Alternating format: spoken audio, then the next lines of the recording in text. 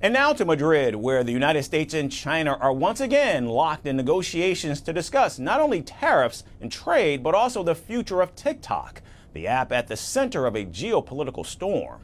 Delegations by the U.S. Treasury Secretary and the Chinese Vice Premier gathered at Spain's Foreign Ministry for their fourth round of talks in 4 months.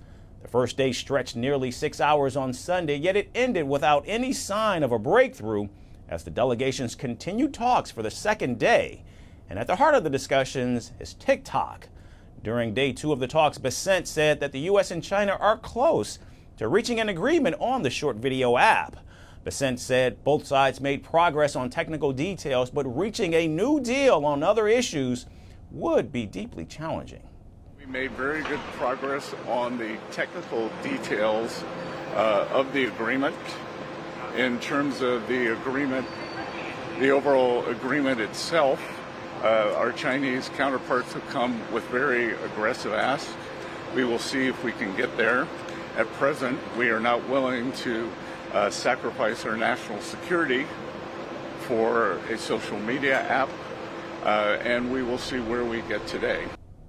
Now, Washington has ordered TikTok's parent company ByteDance to sell its U.S. operations by September 17th or face a complete shutdown. The deadline has been extended several times, and while experts believe Madrid is unlikely to deliver a final settlement, another extension remains the most probable outcome.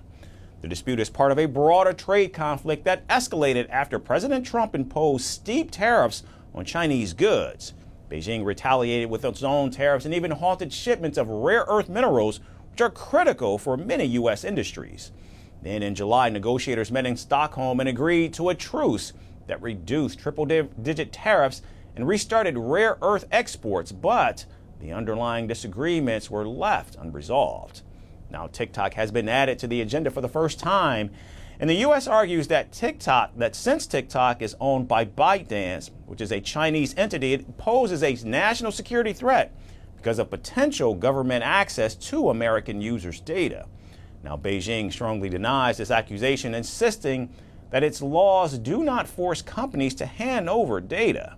President Trump, however, on Sunday commented on TikTok, saying that the company's fate could depend on China and suggested that the app could either survive or be allowed to collapse.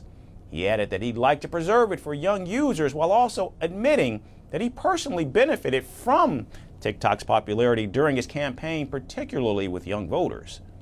They're negotiating TikTok right now. We may let it die or we may, I don't know, it depends, up to China. It doesn't matter too much. I'd like to do it for the kids that like it. I mean, selfishly speaking, I did very well on TikTok and I got the youth vote. I got numbers that nobody's ever even come close to in the Republican Party, nobody. If you look back to Romney and all these people, they got practically no votes. I got a lot. And some was attributed to TikTok and a lot was attributed to Charlie. Now, President Trump was also asked if he would impose further tariffs on China, to which he replied that his administration will decide later. See, but we've hit them very hard in so many other ways. I don't know if you know. Do you know what they're paying right now? What are they paying right now? You know what China's paying right now in tariffs? Huh? A lot. Now, trade experts warn that Madrid will not produce a sweeping breakthrough, especially with the 55% U.S. tariffs on Chinese goods extended until November 5th. For now, however, both Washington and Beijing appear willing to keep talking, but whether those conversations can resolve the deeper issues dividing the two sides is a question that remains unanswered. Firstpost now available in 9 languages on YouTube. English, stands at $36 trillion. French, Le FMI, comme German, Geschäftsführenden Direktor, Hindi, $30 trillion ka karjo. Indonesian, Pemerintah tanpa pemeriksaan. Italian, Sekali radikali. Japanese, $1 idioma. Portuguese, Por causa do próprio balanço patrimonial. Spanish. Beautiful bill. Go to Settings, click on Audio Track and select the language of your choice. Be the first to know what's happening around you in your first language. Firstpost.